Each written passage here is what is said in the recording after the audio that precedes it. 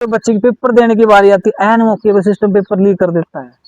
उसमें जो भी है 17 बच्चे तो उस टाइम सुसाइड कर गए थे, मतलब डिप्रेशन में चले गए बच्चे जब वो पेपर लीक हुआ।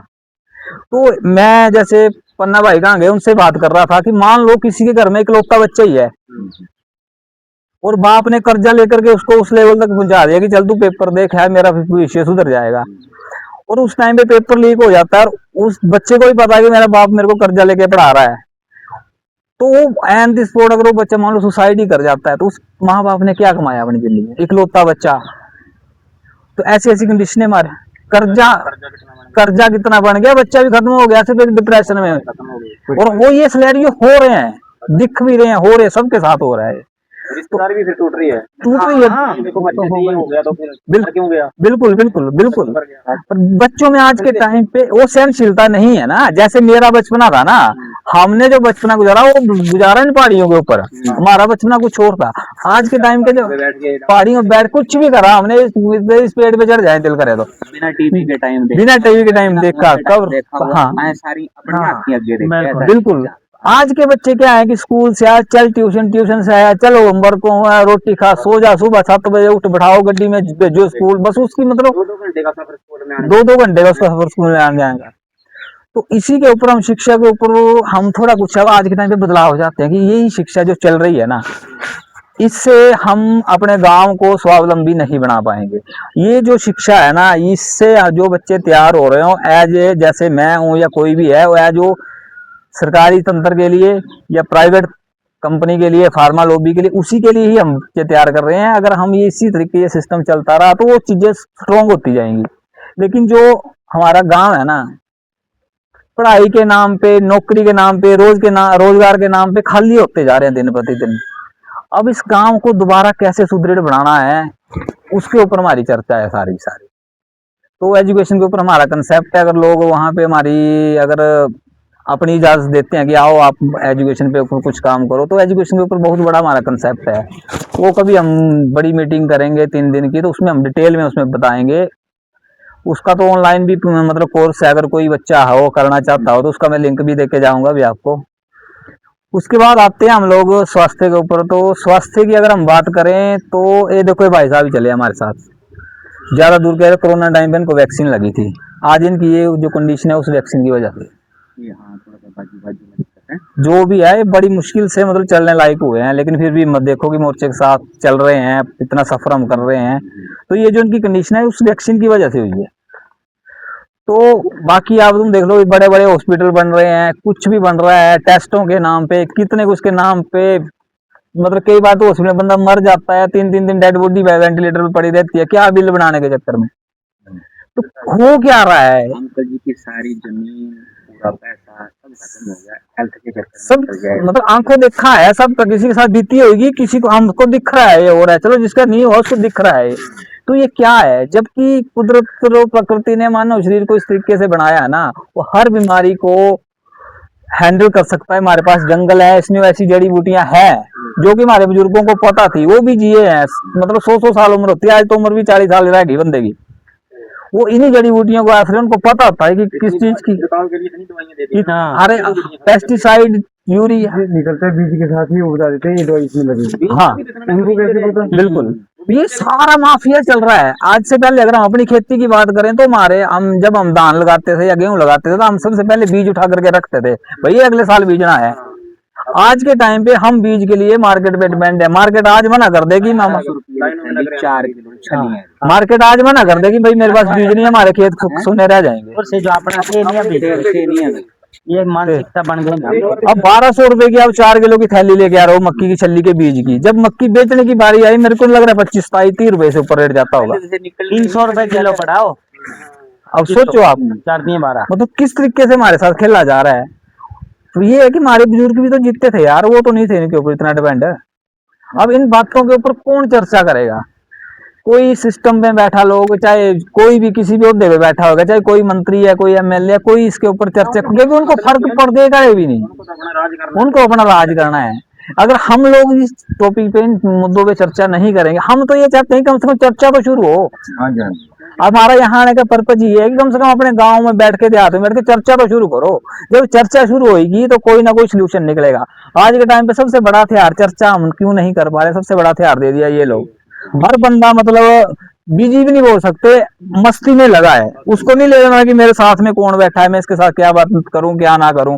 2 मिनट के अगर इसके ऊपर काम होगा तो अगले 2.5 मिनट वो उसी में चले जाएंगे। भाई तो बस फोन खोल लो तो फिर ये 2 घंटे काले निकला पता नहीं। तो ये सबसे बड़ा उन्होंने मतलब ये हमें हथियार दे दिया, और यही हमारे माइंड को कंट्रोल भी करता है। घर में 4 बच्चे तो 4 मोबाइल, 8 मोबाइल है। वो तो चलानी अगर 4 लोग हैं घर में तो चारों के पास मोबाइल है, शाम को मेरे को लग रहा है खाना खाते हुए तुम्हारी मोटी बातचीत होगी उस परिवार के बीच में, अलग अलग हो चुकी और उसके मतलब टूट चुका है सारा सिस्टम, तंत्र टूट चुका है। उसने एमएससी की है इसमें मास कम्युनिकेशन और उसने 2016 में कर लिया। उसके बाद आया वो घर, फिर घर में ही रहा, फिर बस फोन तब से फोन, सुबह 8-9 बजे उठना, रात वही कंडीशन हमारे आज न्याय व्यवस्था की है। अगर हम न्याय लेने के लिए अगर तुम जाते हो तो मैं पिछली वीडियो भी में एक डेमो दे करके आया, पिछले जो हम मीटिंग करके आए, मेरे घर का ही एक मतलब किस्सा सुनाता हूँ मैं, जहाँ भी मुझे मौका मिलता है कि मेरे ना एक जमीन का केस चला। जैसे मेरे दादे 2 भाई थे सगे, तो जमीन का कुछ लफड़ा आपको सुनाया था शायद मैंने। बिल्कुल। तो हुआ क्या कि उनका जमीन का लफड़ा पड़ गया, तो लफड़ा चलते चलते पहले लोकल कोर्ट में गया, फिर गया अपना सेशन कोर्ट में, फिर शिमला हाई कोर्ट में हम लोग पहुंच गए। उस दौरान क्या है कि एक दादा एक्सपायर हो जाता है, तो केस आगे मेरे दादे के बेटे के ऊपर आ जाता है। थोड़े टाइम बाद मेरा दादा एक्सपायर हो जाता है, तो केस या मेरे फादर पे और उनके उस पे आ जाता है।